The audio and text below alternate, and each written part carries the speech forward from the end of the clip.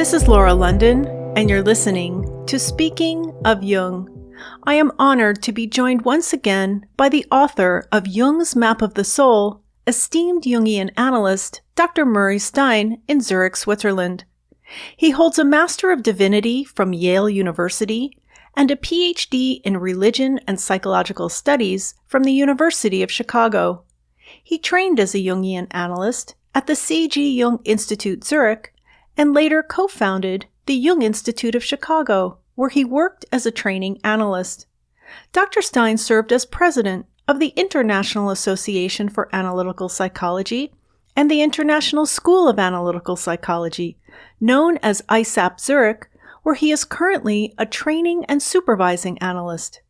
He is a very prolific author, and among his many books is Jung's Map of the Soul, an introduction, published in 1998. It was recognized by BTS's management company, Big Hit Entertainment, prior to the release of their 2019 album, Map of the Soul Persona. You can hear Dr. Stein discuss his book and BTS for the first time in episode 42. After the album's release in April 2019, we recorded episode 44, in which we discussed each track from a Jungian perspective. Shortly after that, a Map of the Soul book series was started by Chiron Publications. The publishers, Drs. Stephen Buser and Leonard Cruz, along with Dr. Stein, released the first volume, Map of the Soul Persona, Our Many Faces. Last week, BTS released a follow-up to Persona, this time a full-length studio album titled Map of the Soul 7. Prior to its release, the interlude and the outro were unveiled on YouTube, Shadow and Ego. You can hear Dr. Stein's full analysis of Interlude Shadow in episode 53 and Outro Ego in episode 54. We're here today to discuss the new album, its 19 tracks, and the meaning of the number 7. After my discussion with Dr. Stein, I'll be joined by Chiron publisher Dr. Stephen Buser to discuss their new book series, Map of the Soul.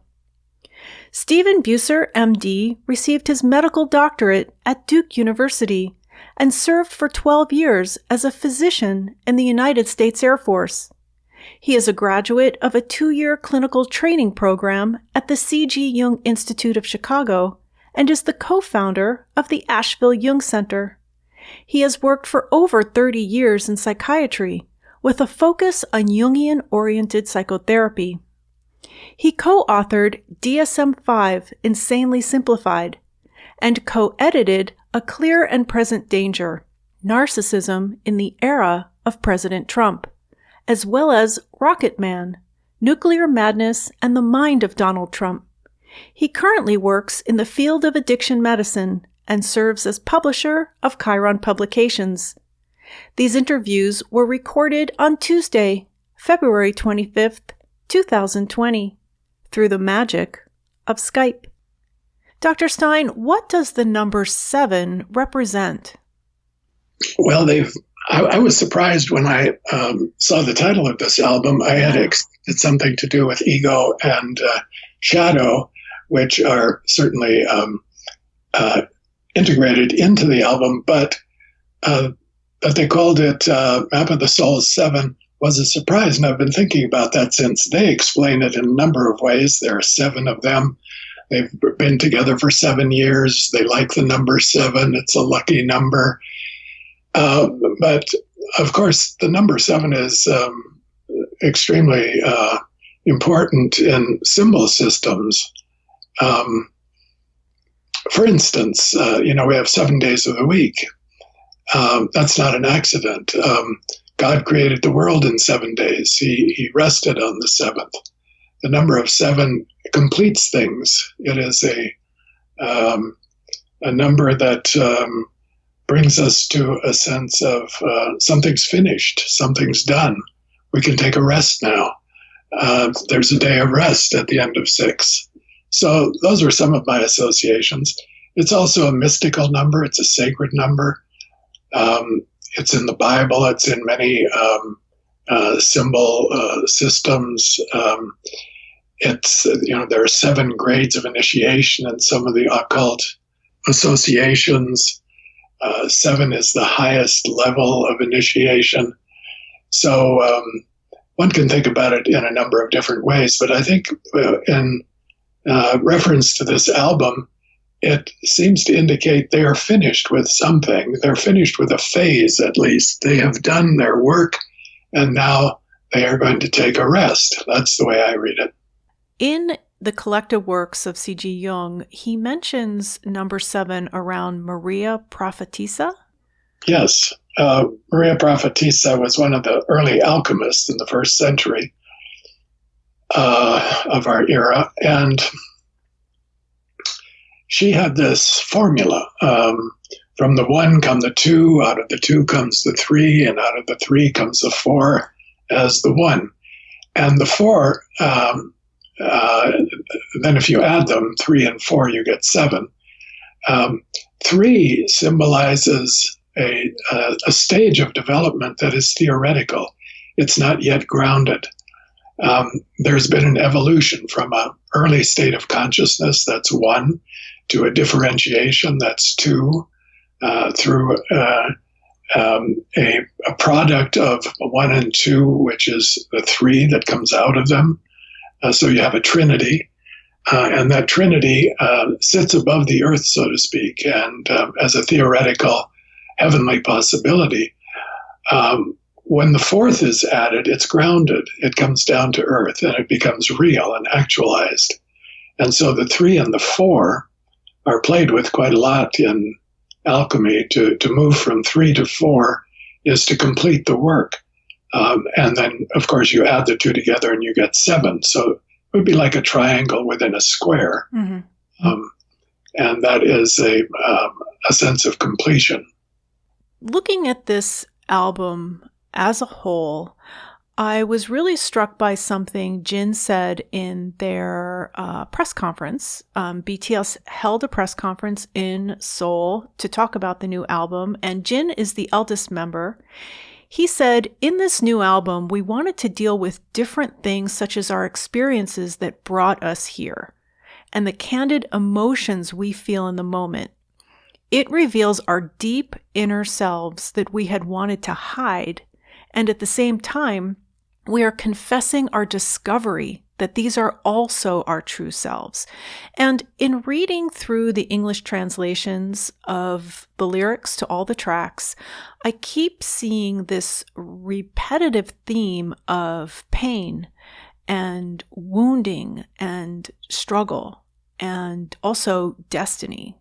I know that you've also had a chance to look through the lyrics and was wondering what you thought or where that sort of fits into the concept of Jung's map of the soul. I think this album covers a level of the map of the soul. It covers what you could call the upper layers or the upper levels of the psyche. And when you start uncovering those and you look behind them, you come upon hidden realities that are hidden from most people. And that's what the Persona album was about. Right. That they, as a group, and I think of the BTS as a single personality in a sense. There are 7 of them, but they're hard to differentiate. Now one sings, now another one, and they're all singing about themselves. They're singing about their collective psyche in a sense. Yes, they have struggled hard. They've struggled hard to get where they are. They've worked very hard, and they've suffered. They've had their ups and their downs. But people outside the group don't see that. All they see is the entertainment. They see the beautiful smiles, the colorful hair, the clothes. And so they see the self-presentation. And what the BTS has wanted to do is say, we're human beings behind this entertainment business. We're real people. We have a history, and we have struggled and we've suffered. And that's coming through in this album, as you say, loud and clear in almost all the numbers. But there's much more to the album than that. There's also the theme of resilience, of overcoming their problems and their difficulties and their setbacks. And so it's a very affirmative album, I find. It reveals the suffering and the reality behind the mask, behind the persona, but it also really affirms and speaks about the resilience of the group. For instance, "We Are Bulletproof," the Eternal, that song, which is sung to their army. They have been tremendously supported by their fans and by the army, and they've survived and come through, and they're singing about it. So it's celebratory, as well as showing a lot of pain and agony. One thing I forgot to mention when we were talking about the number 7 that stood out to me is that 7 is a prime number, and prime numbers are only divisible by 1 or themselves. So 7 is a unit, right? And which, right. Yes, and it kind of, to me, is another thing that BTS symbolizes, is that they are a unit, they are unbreakable. They are a prime number, and they've worked hard to get there. They live together, they spend all their waking hours practically together. And of course, you wonder how long this can go on before they have to live their separate individual lives. The day is coming when this unit will have to break apart and or break down and reformulate itself as another kind of unit, perhaps more complex, with more individual features to the personalities in the group. But they have worked very hard to form a prime singularity, you could say, as a group. It's very impressive how they've done that and what they've done. Yes, their consistency and their staying power, and how they all seem to get along, and there isn't this infighting. For instance, my favorite band my whole life was Fleetwood Mac, and they're notorious for their infighting and breaking up and getting back together, and right, and getting together with each other and getting divorced. So BTS is not that. But I do want to bring up a question, because one of the things that I neglected to do really in the past 2 episodes we did together is bring in some Twitter questions. And as long as we're on this topic, I did have a question come in that asked, why is rebirth necessary? And it made me think of that when you talked about how eventually they're going to go their separate ways. And it made me think of they're going to have to break down the old and build something new and be born anew into something else. And so she wondered why rebirth was necessary. And rebirth is a recurring theme throughout Jung's work, would you say? Oh, yes, definitely. And that's because we go through phases of transformation or transition in our psychological development, lifespan development, or the individuation process, as Jung talked about it. There are several important periods of typical periods of transformation, from childhood to adulthood through adolescence, that period. And then again at midlife, there's a transformation from early adulthood to mature adulthood. And then late in life, there's another transformation into old age. So these are death and rebirth experiences. Mm-hmm. And death in the sense of the old identity that we were dies, and we have to shed ourselves of that, like a snake sheds itself of its skin when it molts and transforms itself. We're like that. We have to let go of the old identity, or parts of it at least, in order to become the new person that we are going to be for the present and the future. So a group is like that too. Groups go through death and rebirth processes. You can see that in history with empires and nations and religious organizations. Over time, they go through periods of ascendancy and then they peak, and then they decline, and then they die away, and then they're reborn in a new version of themselves. And I think they're anticipating this as a group. BTS is going to, they've reached a peak, and I think they're anticipating a transformation and a rebirth process. And going through that is also challenging. I wrote a book years ago, it was one of my first, called In Midlife. And it's about 3 stages of the transformation process. And the first is death.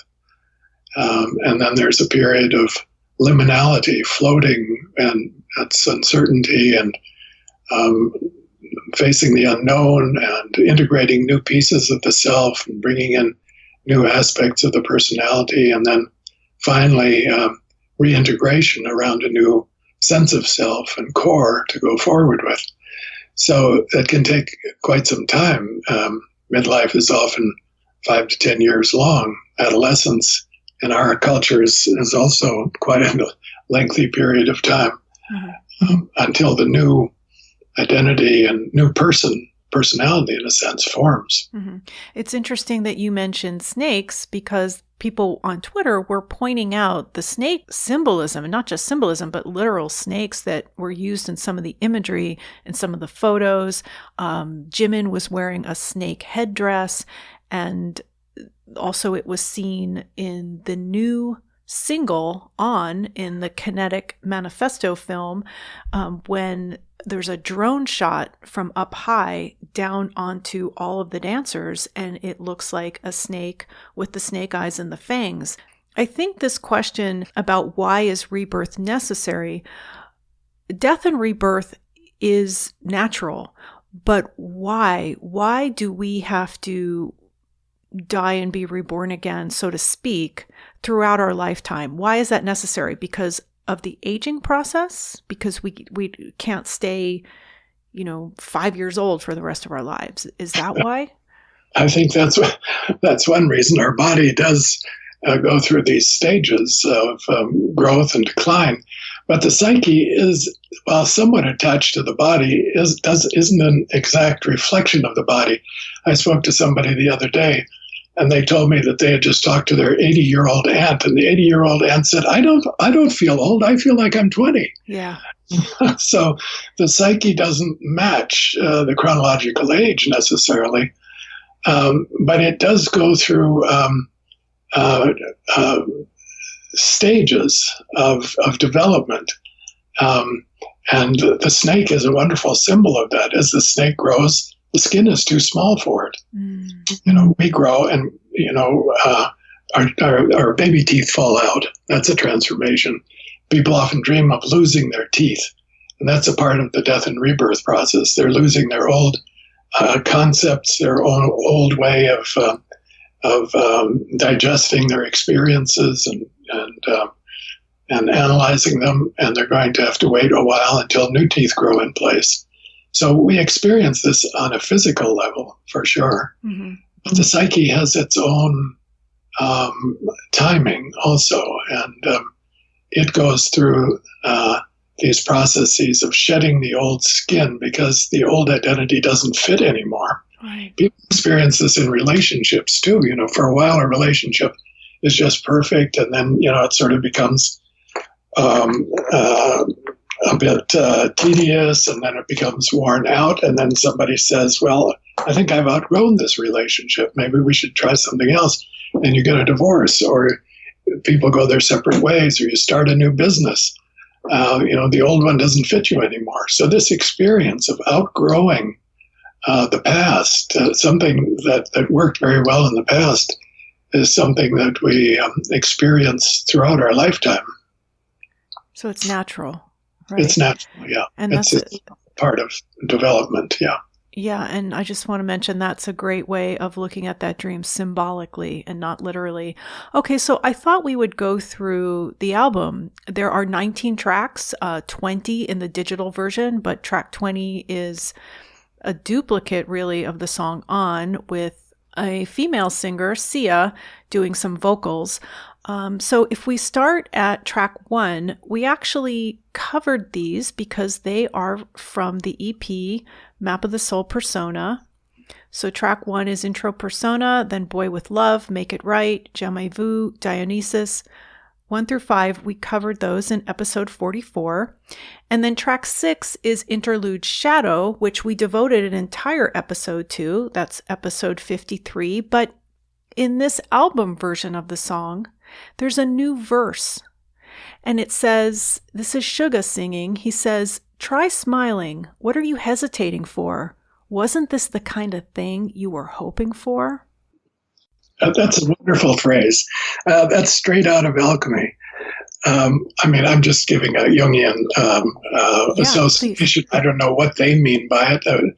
It's a little bit like asking the artist, what does your painting mean? And they say, well, you tell me what it means to you.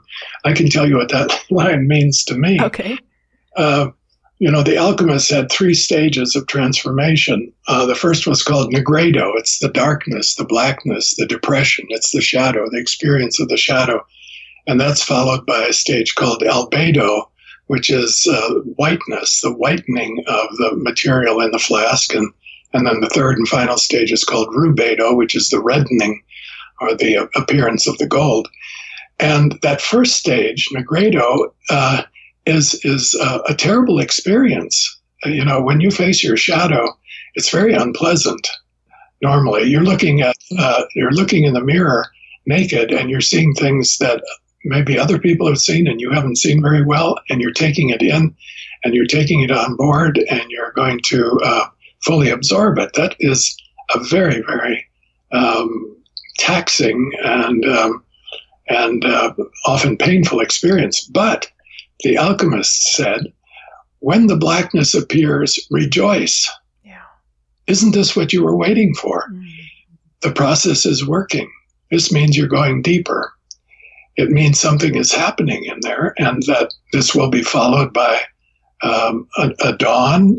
That's the whitening. When the night is over and it dawns, you get whiteness in the east in the sky, and that's followed by the reddening. So the blackness and this experience, people often, run away from their depressions. Mm-hmm. I had a friend who lived in Caracas, a famous Jungian analyst named Rafael Lopez Pedraza, and he welcomed his depressions. He'd get depressed once every few years, and he said, when I get depressed, I go to bed for 3 days. I just stay in bed for 3 days. He didn't take a pill. He didn't run away from it. He went into it because he knew, yes, this is the beginning of a new phase, a new transformation that's going to happen in my life. And out of this comes creativity. Yeah. I talked once to a famous film script writer who lived in Santa Fe, and I was out there on a holiday, and he told me that he just finished a script and now he was depressed. But he said, that always happens to me. After I've finished a work, I get depressed for a while. And I know that's part of the process. I have to go down. I have to go into the darkness before I get a new idea. So this experience of the shadow, when he says, isn't this what you've been waiting for? Means that, yes, a transformation is going to take place. I'm so glad that you mentioned that. Thank you, because early on, I heard Marie-Louise von Franz talk about depression in that same way, it being necessary, part of the process. Part of the process, And yeah. she went into it, and I have to say that saved me. And I'll always remember hearing her talk about that. So thank you for sharing those. And I also want to mention I get asked sometimes why I do so much black and white and red, because those are the 3 colors of alchemy. Okay, so the next song, track 7, is Black Swan, and we covered that in episode 54 on the ego. I don't know if there's anything further you wanted to say about that. Well, I think at that time I did mention the coronavirus that was happening simultaneously with the appearance of this song. And that's only gotten worse. So, it was possibly synchronistic. We're going through a very black swan time right now with coronavirus spreading all over the world. And here in Europe right now, especially in Central Europe, people are getting very concerned, almost panicking. You can't buy a surgical mask in the drugstores anymore. They're all sold out. So people are preparing for a contagion. And this was totally unexpected. This is a black swan, comes out of nowhere. Wuhan, who ever heard of Wuhan, right. China before? And now suddenly it's, it's the center of the world because of this. So these kinds of things happen to us individually, and they happen to us collectively. And again, it's a part of this album to take that kind of experience, which is a darkening, a shadow experience, an experience of decline, destruction, collapse, stock markets collapsing yesterday and today, people getting very anxious and concerned. And I think we're sort of in the midst of a huge worldwide transformation process at the beginning. We can be consumed by this negativity, and I know that one of the things that music does for people is it lifts their spirits and it gives them hope. And I just want to mention, we're not ignoring what's going on in the world and all of the challenges and the reality of what we're facing right now, but we also need to balance that out with entertainment and music such as this. And the next song is called Filter. And this that's just to your point. Exactly. Right. And this is Jimin's solo song. And he asks, which of me do you want? And it reminded me of the Instagram filters. Dr. Stein, you and I are both on Instagram. And I know that every time I go to post a photo, the first thing it asks me is, which filter do I want to use? And I'm like, I don't want to filter my photo. I took a great photo. Why do I have to filter it? So I'm not sure what he's trying to say here. What did you think? It puzzled me too, but I think it's sort of like, let me entertain you. BTS is an entertainment group, and they can cheer you up. They can think. They can. They're very mercurial. Mm-hmm. This filter idea is, I can be anything you want. Just tell me what you want. I'll be it. Yeah. It's not the way relationships work in the long run, but it's a phase, perhaps, and it's certainly what entertainment tries to do. For a short period of time, at least, it will give you something that either cheers you up or makes you feel something outside your normal frame of reference. I think BTS is saying, we can do that. We can dance for you. We can, they're great entertainers, mm-hmm. and so coordinated and professional. They engage with the audience very well. They make eye contact and they spread a lot of love.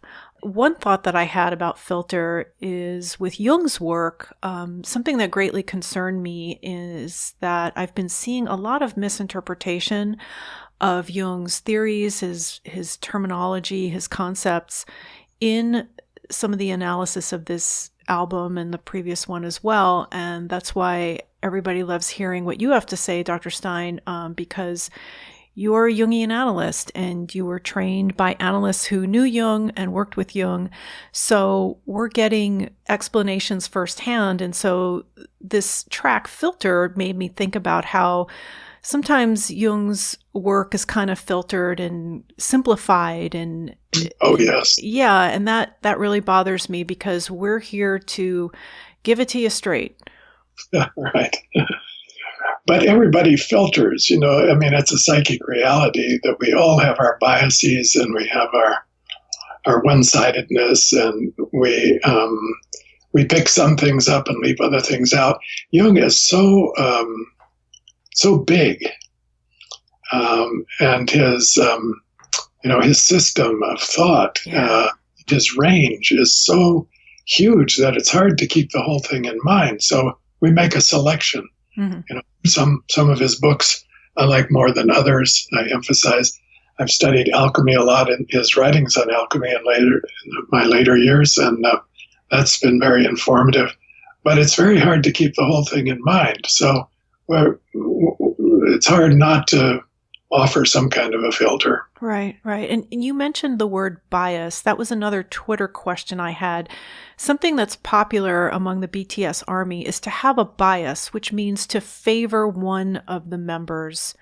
One of the questions was, and they want to know if you have a bias in BTS, and also, what does it mean from a Jungian standpoint to have a bias in the group?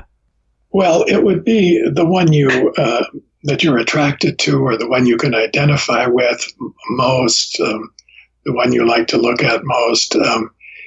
It could be a projection object, a screen that you project a part of yourself onto, and you feel close and you can identify with.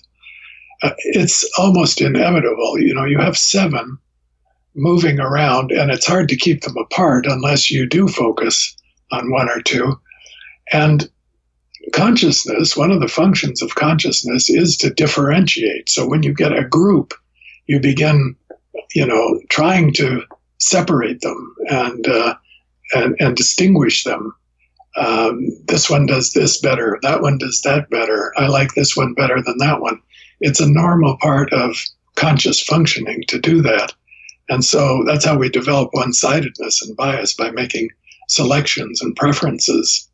And those are based on any number of factors: your complexes, your history, your past, your associations. You like how one person looks because it reminds you of an old friend you had, or an old girlfriend or boyfriend.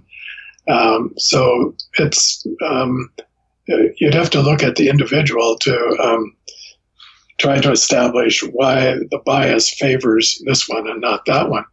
I like RM because he speaks English, and I can understand it. And he made such a good talk at the United Nations. Yeah. So I would tend to favor him, I guess. Mm-hmm. But people pick out their own favorites. That's the bias. It's normal. It's normal. Okay, so speaking of biases, track 9, My Time, with Jungkook. He says, it feels as if I became an adult quicker than anyone. And there are traces of what I missed. Am I living this right? He mentions how his friends are on the subway while he's in an airplane. It's something that I hear a lot of by famous people who became famous when they were young. They feel like they've missed out on some things. And what I always think of is people who are not famous, let's say a teenager who's not famous, who wishes they had that life, wishes that they were them. And then the famous person wishes that they had a quote unquote normal life. Yes. So it's kind of like the grass is always greener, right? The way I heard this song was that, he got enlisted at a pretty early age into this group, I imagine, maybe 14, 15 years old. Yeah. And that it's so intense and fast moving and focused that they do miss out on a lot of normal teenage experiences. It's like they're put in a chute or a tunnel and they're shot through. And so by the time they're 25 and they look back, they see how narrow that tunnel was and all the other experiences that they missed. They live together in a house. Where are their girlfriends, their boyfriends? Where is their interpersonal life other than this very intense framework? So I think that's a very honest statement, and it goes so fast. Another element in these songs is the element of time.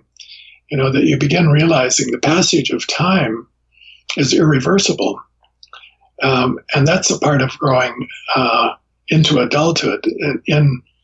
We often say adolescents have this feeling of invulnerability, immortality. It doesn't matter. I can always start over again. I can always do it differently. And that's an adolescent attitude that you outgrow, usually around, in your early 20s or so. And then you realize that the choices you've made are significant and they have consequences, and you can't go back and start over again. So you get that sense in some of these songs that time is being registered in a new way. That's a part of ego. A part of ego development is time becomes more and more important, and you start measuring time. You start relating to the watch and the clock differently because you realize you have deadlines, or time passes, and you're going to have to do other things at another time. And so I think this 0 o'clock is another one about time. And there's time in some mentioned in some of the, I think it was in the ego, the reality of time, temporality, becomes more and more evident. And at midlife, it really hits you. That's one of the typical beginning points of a midlife crisis is death anxiety. Suddenly it dawns on you that it's not just other people who are going to die, you're going to die. And that sense of time passing and that you can't recapture it. You can't go, there is no return to your childhood. There's no going back. Becomes more and more real as the ego passes through its various stages of development. Okay, so track number 10 is called Louder Than Bombs. It tells the story of how sadness and fear grow as one encounters stories of pain around the world. And again, here's the subject of pain and sorrow and darkness and not giving up. That's another recurring theme throughout the album is we're going to keep going. We're not going to give up. But I also read this song as a statement of empathy. That they're looking at the suffering in the world, so they're looking outside of their own suffering in their personal lives or in the life of BTS, and they're seeing the suffering of migrants, the suffering of people who are the victims of climate change or plague or whatever, warfare. There's so much suffering in the world, and that this is gets into one. One feels it, and so it's a part of our empathy system. And I think they're saying that they are empathic to the suffering of others in the world. Maybe they're speaking to the army, particularly to their fans. We feel with you. We know some of you are in really hard places. And I think it was reaching out and a statement of sort of commonality with the suffering in the world. Yeah, and empathy is a very good quality to have. It's a very healthy thing because I know that the lack of empathy is extremely destructive. Right. The next song is the featured single from the album. It's called On, and a music video. It's actually not the official music video, but it's the Kinetic Manifesto film was released. This song being performed, and it was performed in Grand Central Station last night on The Tonight Show. So It is a big number, and there's a lot to cover here in the song. I know we can't cover it all, but one of the things two things stood out to me. One is the refrain, "To remain sane, one must go insane." And then I had a lot of questions about the temporary tattoo under V's eye that mentioned the shadow. Well, I think shadow is a very important factor in this song and the experience of shadow. Jung once said, send me a sane man and I will turn him insane. Sanity is a highly valued virtue and quality. We want to be sane. We want our family members to be sane. We want our society to be sane. But sanity by itself isn't enough. It lacks imagination. It lacks depth. It's basically just common sense. And we need it, and it's valuable, but it doesn't nearly satisfy the needs of the psyche for creativity and imagination and many other things that we love and respect is a big topic later on. Other virtues. So, to be sane, you have to become insane. It's a paradox, but you have to, in Jungian terms, you have to include the unconscious within your psychic system in order to achieve wholeness. Wholeness can't just be based on rational consciousness. That's a part of us, but it isn't all of us. And so Jung's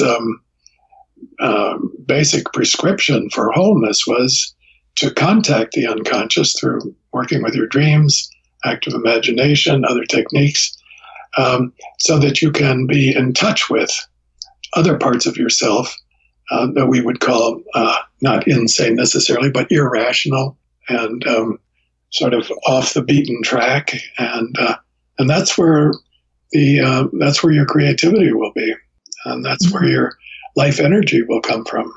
Another lyric in the song is, "Throw myself into this two-sided world." Another version said, "Throw myself whole into both worlds." There you are. Perfect. Yeah. Mm-hmm. And it's also a song about resilience. That's what caught my attention. It's, the theory of anti-fragility. Anti-fragility is a theory of how things survive. If they're anti-fragile, they can fall on a hard surface from a height and not break. Mm-hmm. Fragile things break. Yeah. So if it's made of glass, if it's a perfect thing, a perfect vase, that's fragile. It's not anti-fragile. Your cell phone, they've made to be anti-fragile. So you can drop it.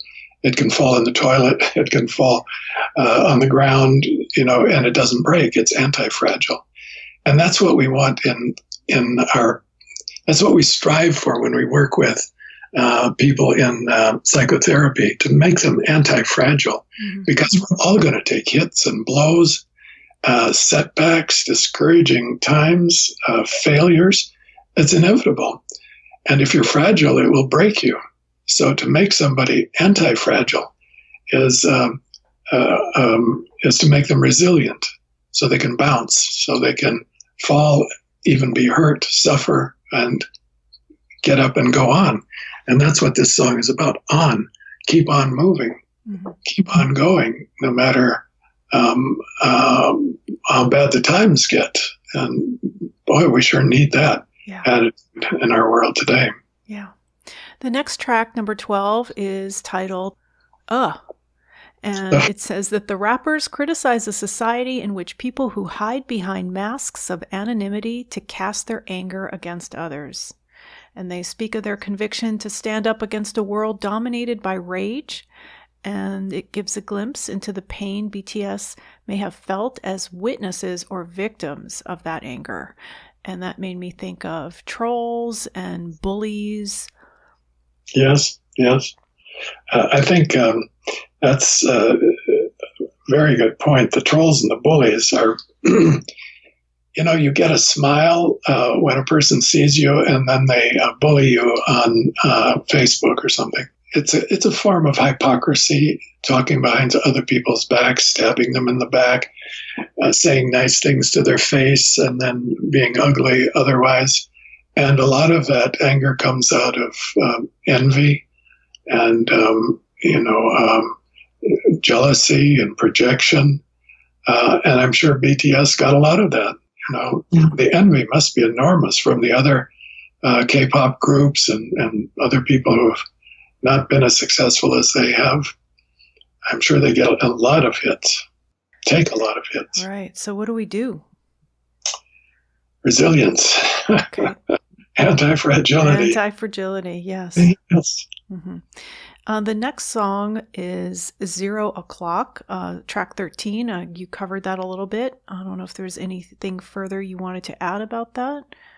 What's a new beginning? It's a song about ending and a new beginning. It's midnight, a new day will start. So again, it's the rebirth song. Rebirth, yeah. And track 14 is Inner Child. It's V, his solo song. Yeah, again, about, when we speak of the inner child, it's a little different from what he's singing about in the song Memories of Childhood. But the inner child is your memories of childhood, but it's also more. It's an archetype. It's an archetypal factor. It's the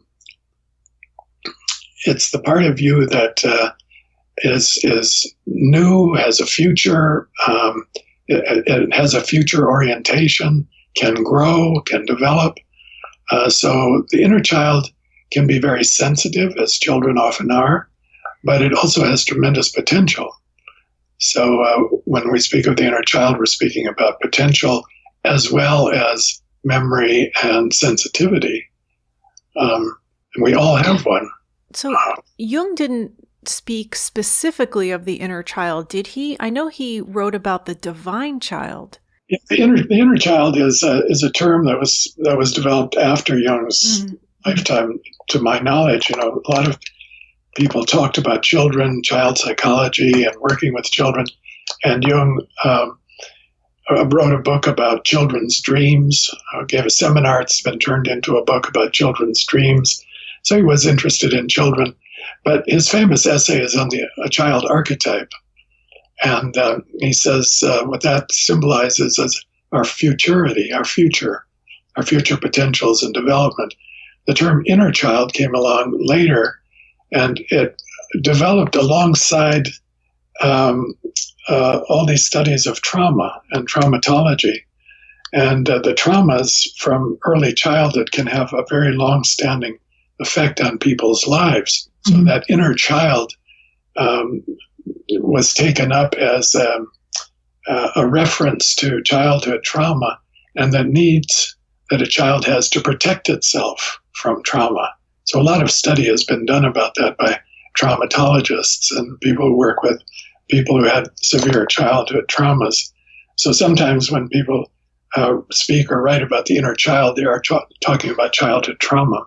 Do you know if Donald Kalshed, is that part of his books on trauma? Yes, he's the, I'd say the most significant, or one of the most significant Jungians to take up that theme and talk about how the child defends itself against trauma. It has a trauma and then it elaborates a defense system that can be both protective and destructive. And Kalshed's wonderful appreciation for the spirit that the child is protecting, its divine essence, and that protective shield is a double-edged sword, because on the one hand, it does keep the trauma out in a way, but it also keeps the child separated from life and the adult separated from life and overprotected. So his analysis of that has been very helpful to people who work with early trauma. Dr. Kalshed's going to be my guest here on the podcast in April, so I'll ask him about that. Moving on to the next track, 15, it's called Friends, and it's a bit of a duet between Jimin and V. They've been friends since their school days. Very poignant, Stay With Me. Yeah. It's anticipating a separation. Again, I think the album is about the ending of something, the ending of a period, a phase. And they're affirming their friendship, which is precious. Friendship between men is something very rare in our world. And especially when friendships are formed at an early age, they can last for a lifetime. But then people's lives take turns and they go in different directions, shed their skins, outgrow each other, and so on. And so it's something to grieve. It's a loss. And I found it a very poignant song, that especially the line "Stay With Me," anticipating a separation. So track 16 is Moon. So this is Jin, his solo song. He is the moon and Army is the earth. I thought about this too. I think explicitly that's what it is. He's singing to the army, but the fact that he picked the moon as the light in the darkness. Yeah. It's very effective visually, but the thing about the moon is that it's also changeable. Right. It goes through phases. Sometimes it's bright, sometimes it's very dim, sometimes the clouds cover it. That's different from the sun. The sun is steady and conscious. The moon is more romantic, more feminine, and more changeable. So it's a kind of love song. Yeah. But but you can't really count on the moon's presence either. Right. And then that leads us to tracks number 17, Respect. In the new book, Map of the Soul Shadow, you mention this word a lot. And what really stood out to me was how you mentioned that a lack of respect can be a trigger for violence. Yes. I learned that from a psychologist who interviewed a lot of criminals, murderers in prison, to try to find out what triggered their murderous act. Why did they kill somebody? And his report was that, of course, not all, it wasn't unanimous, but a large number of them said, "'Cause I was dissed." You were dissed? What is that? Diss is a street term for disrespect. Looked down on, considered lesser than. So if you look at somebody with a certain expression on your face, or you refuse to look at them, or you stare at them, or you signal something that is disrespectful, it enrages them. And so this sensitivity to respect is a very important feature in violent rage, and especially domestic rage, when children don't respect their parents, or parents don't respect their children, or spouses don't respect each other. You very quickly get into violent arguments, and most violence is actually committed in the domestic areas of life. Mm-hmm. So it caused me to reflect on the need for respect, and I read somewhat widely in this area. It goes back into ancient times where the most respected members of society were the warriors, because they protected the community. They went out and fought the enemies, and when they came back, they were heroes, and they were made the aristocracy. They were the first aristocrats, put on a pedestal, and they were honored and respected above anyone else. And the king was the chief warrior. And then gradually that notion of respect and the need for respect became more democratized. So today we have the sense that everybody should be respected. That's human, it's human value. It's we should respect women and women's rights. Me Too is a big movement in that direction. Respect when I say no. Respect me. Respect my wish. Respect my will. Gay rights, it's the same thing. Respect me. I've come out of the closet. Respect me. So this issue of respect is a very, very topical subject in the world. And I'm glad they're singing about it. And they say it's the highest value. I really appreciated that. Higher than admiration. It's the highest value. To honestly respect. It's easy to say in the song. It's easy to say you respect somebody, but to actually do it behaviorally and follow through on it, it's a huge undertaking. It's a major virtue. Mm-hmm. And to respect is to look and look again. They sing, when you keep looking at someone, you're bound to see their flaws. But the fact that you nonetheless want to keep looking, that requires absolute faith in that someone. It's very nice. Yeah. But said, yeah. I like that a lot. Track 18, We Are Bulletproof, the Eternal. From what I understand, this is the third version of this song. They sing, we were only 7, but we have you all now. We're not afraid anymore. Together we are bulletproof. Yeah, it's an affirmation that they and the army are united and one, and together they're bulletproof. They won't go down. And eternal,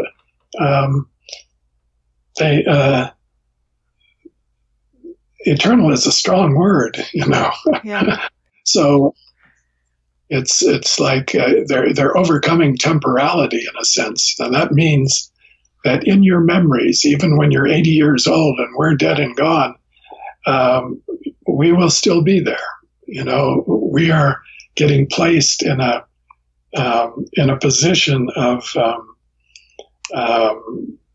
something that overcomes time and temporality, the eternal. So it's a very strong claim, but I think it was very affirmative of their unity as a group. We are one, and we in the army are in this together, and together we are bulletproof. Mm-hmm. And the final track, Outro Ego, we covered in episode 54, but in some research I was doing for an upcoming episode with Jungian analyst Stanton Marlin, I was reading in his book, The Black Sun, that analyzing the ego to death opens the psyche to creative transformations involving the deep art of darkness, and that darkness heals by shining through. So I just was wondering what it means to analyze the ego to death. Well, you'll have to ask him that. I like this much. He talks about the black sun. It's again, the value of depression and going deeply into it and finding the light in the darkness. It's an alchemical idea. And Stan Marlin is an expert on alchemy. He studied it intensely for many years. So you can go into that topic with him. I think this outro ego is an affirmation of the ego. It's not the death of the ego. I think it's saying we have found the ego. It is our destiny. I think there's that sentence in there somewhere, the ego is destiny, or they say it somewhere. And I thought about that. When you come out of the cloud and you say, I am, you affirm the ego. I exist. The I is a solid part of me, and it's stable, and it registers reality and temporality, and it can take the blows of life, and it can survive, and it can contain, it can act. That's a very strong affirmation of ego's existence, and very important developmentally, especially at the age of the fans. Most of the fans that they're talking to are in that phase of ego consolidation and ego development, where you begin realizing you aren't many people, you aren't your brother, your sister, you are you. I am I. I am. Jung talked about stepping out of a cloud and suddenly realizing I am. It's a moment of numinous revelation. That experience of self-reflection on the ego. And I think they're closing their album with that affirmation. Yes, we have arrived. The album starts with persona, it moves through shadow, and it ends with ego.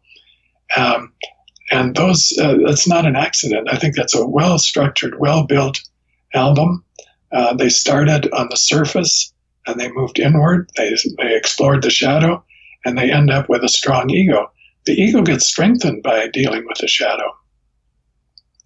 That's this, and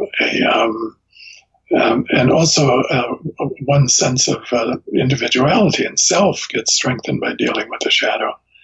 And so, in a sense, they've arrived at the end of this phase of their 7 years of existence together. We'll see what the future brings. But I think to conclude on this, and with On sung again, which again is about resilience and keeping on going, they probably do expect to keep on going, but I think in a different way. They've covered the surface. persona, shadow, ego are sort of the beginning elements of the exploration of the psyche. Will they go deeper? Will they go into anima, animus, archetypal world, collective unconscious, all of that synchronicity where psyche and material are one? These are much deeper levels of the psyche that they could explore in the future. I don't know how they would do it visually and in song and dance, but they're very clever. I wouldn't put it past them. Thank you so much for all of the insights that you've shared with us, Dr. Stein. On behalf of BTS Army, we thank you. Thank you for having me, Laura. It's been a pleasure. I'm now joined by psychiatrist Dr. Stephen Buser, who is one of the publishers at Chiron Publications. Hi, Dr. Buser. Hello, good to be here. Would you tell the audience, for those who are new, we have some new listeners, about Chiron Publications? Yes, certainly. Chiron Publications is a book publishing company. It's been around quite a while, since the 1980s, and was initially founded and run by Murray Stein and Nathan Schwartz-Salant, who really grew the company over the decades. Len Cruz and I took it over in 2013, so about 7 years ago, and have tried to continue that emphasis of publishing top-notch Jungian material. We've probably have close to 300 titles now in the series. Oh, wow. Some of them, of course, are 30, 35 years old. And last year we produced 24 books, so it's pretty robust. We're struggling to stay on top of all the material coming our way, but it's been really exciting to take these Jungian concepts and ideas and work with analysts and others and really birth them into a book and to see them flourish and grow. It's really been a nice shepherding experience to work with these authors. The books are available from your website, and they're also available on Amazon. And I've asked you to be part of this episode today to talk about the new series that was started last year called Map of the Soul. And there are going to be 3 books in the series. Last year, I believe it was last April, you published the first book, Map of the Soul Persona, Our Many Faces. You wrote some chapters, Dr. Cruz and Dr. Stein. In January, you came out with the second book in the series, Map of the Soul Shadow, Our Hidden Self. Yeah, absolutely. The Map of the Soul series is really an exciting project. We're so pleased to be doing it on a number of levels. The Map of the Soul concept came from Dr. Murray Stein a number of years ago, and he has been expanding it into a kind of current version that takes each of the primary elements of the map and kind of dives into it. So the Map of the Soul is an unconscious layout, or a layout of our unconscious selves and areas. So if you look at the human psyche, you've got the external world, but then within us is a whole nother internal world. So that includes things like ego, which is a book we're working on shortly, includes shadow, persona, anima, animus, the archetypal self, complexes, archetypes. So this layout is helpful to conceptualize and understand more fully. So if I know my interior layout, that my shadow may be erupting at a certain time, or that I'm connecting to a certain archetype or complex, it really allows me to know myself deeper and go further in that kind of growth and development. So we took this concept of Map of the Soul and have been diving into each of the elements. So instead of doing a single book on the whole map, we've taken the persona in the first book and dove into the persona. What does that mean? The mask that we wear, the ways that we engage with the world, to those around us. Then the second book, we focused solely on shadow, our interior kind of dark self, almost the opposite of the persona, those elements of ourselves that we're not proud of, that we try to hide, try to get rid of, often are in the shadow.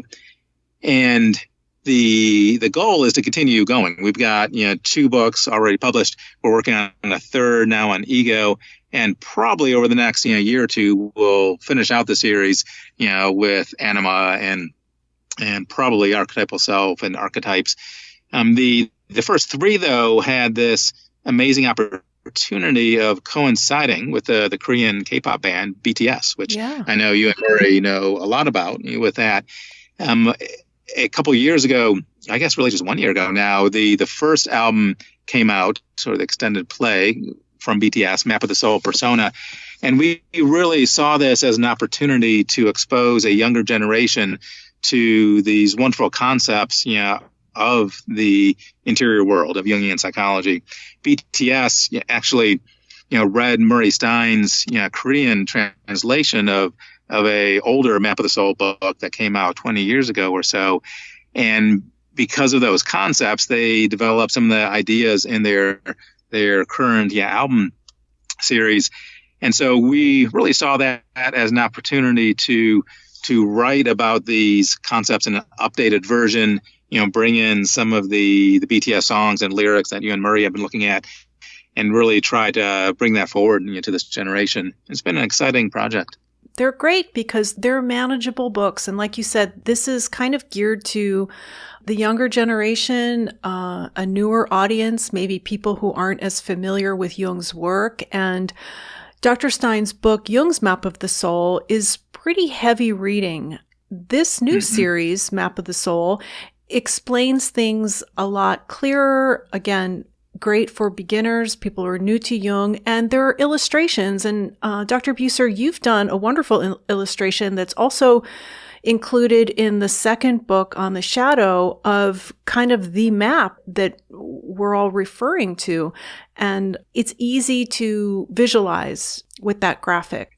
I really tried to summarize and simplify it for that very reason, where we're speaking to a younger generation, people that may not have a lot of exposure to Jungian psychology, may not have even taken a course on it. And so I really tried in that illustration to make it as both simplified but also complete as possible with it. So taking Dr. Stein and of course Carl Jung's concepts, and how could I place them within a structured series to have a map represented with that. And so we decided to take that map and kind of make it the intro in each of the books. So if you started on book 3 and didn't happen to have book 1, you would still have a little 10-page summary of what is the map. And this is the global concept of the map. And in this book, we're zeroing in on persona or shadow or perhaps ego. Jungian psychology goes back, well over 100 years.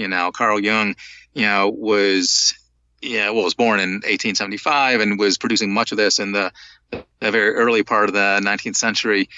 And these concepts, though, were brilliant as they first came along, but they're also alive and growing with that. And that's another reason for that series of how can we bring these very traditional 100-year-old concepts, but also kind of show them in this new and wonderful light. And BTS, of course, is doing that profoundly. They're producing videos and songs, and they're as modern as they can certainly be in that generation.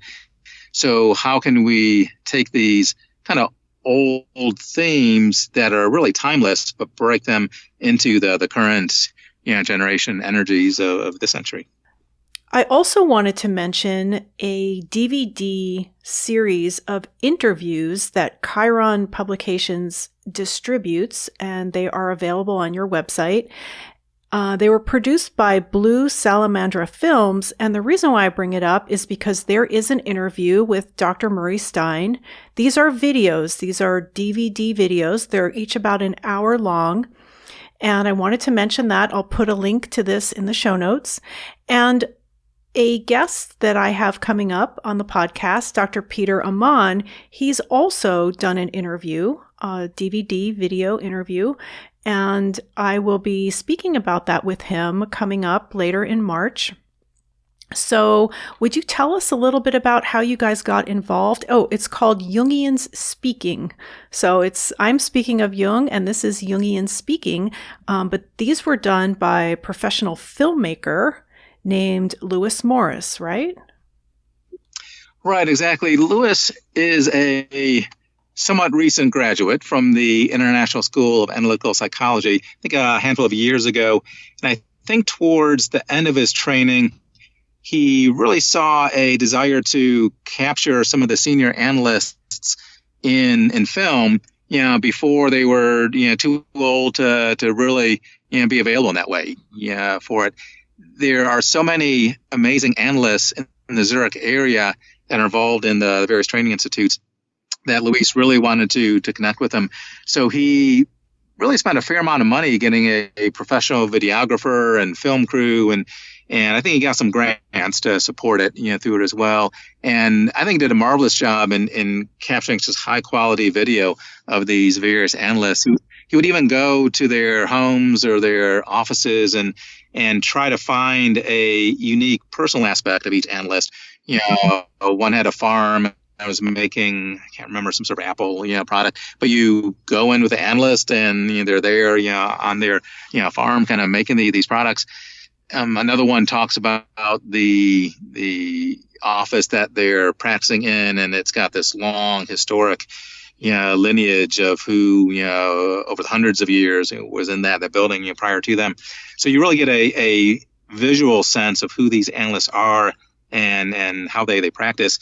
And I think that's a nice service, to do, because we're losing, the prior generation, which happens, I guess, constantly. The prior generation grows, but there really was something special about the generation that's aging out, because they were either analyzed by Jung or a first generation of somebody who trained with Jung. So you have this very close proximity to Jung, versus those of us that are in a later generation. There are enough distance between us and Jung that you don't get that same richness of history that you do with some of the current analysts. So it was, so when he asked us to distribute it, we were delighted to participate, again, help in that way. Yeah, and so there are 9 of them, and they are beautifully packaged. And again, I will put a link to them in the show notes. Again, it's called Jungian Speaking. Actually, I forgot to mention, I'm going to be giving away 2 copies of the book, Map of the Soul Shadow, and I believe the BTS Army Help Center is going to be giving away some copies too. So follow us on Twitter. I'll put links to our Twitter accounts in the show notes, and we look forward to the 3rd installment. Do you have any idea of when that'll be released? We were hoping to do it relatively soon. So our goal is within a month to have it released. Oh, so nice. We can often turn these things quickly if we can get the writing part done. But with the new album out, we want that to be a part of it as much as we can. And that will be titled Map of the Soul Ego? Mm-hmm, exactly. The contributors are Dr. Stein, yourself, Dr. Cruz, the 3 of you on that one? And I believe James Johnston will be joining us as well for a chapter with that. He's an expert on ego and typology. So looking at the Jungian concepts of typology within ego, he'll be adding a chapter on that. Great. We look forward to it. Okay, Dr. Buser, thank you so much. Absolutely. And thank you, Laura. I really appreciate it. Please visit the website, Speaking of Jung, that's JUNG.com, for more information on what was discussed in this episode. There you'll also find all of the previous episodes of this podcast, which are available to stream or to download for free. This podcast is also available on Apple Podcasts, Stitcher, Google Play, TuneIn, Spotify, and iHeartRadio. And the audio of this episode will be available on our YouTube channel, Jungian Laura. You can also listen on your Amazon Echo device simply by saying, Alexa, play Speaking of Jung on Apple Podcasts or TuneIn. Just be sure to pronounce Jung with a hard J. You can help support Speaking of Jung at no extra cost to you just by shopping at Amazon.com through any of the Amazon links on our website, or by registering through our links for any of the online video courses offered by the Jung Society of Washington, D.C. You can start these courses anytime, go at your own pace, and you'll have lifetime access to the material. You can find all of the details on the courses page at speakingofjung.com. So with special thanks to Chiron Publications, Carla Postma Slabacorn, Dulcet Lyrics, Wisha, and the entire BTS Army, this is Laura London, and you've been listening to Speaking of Jung.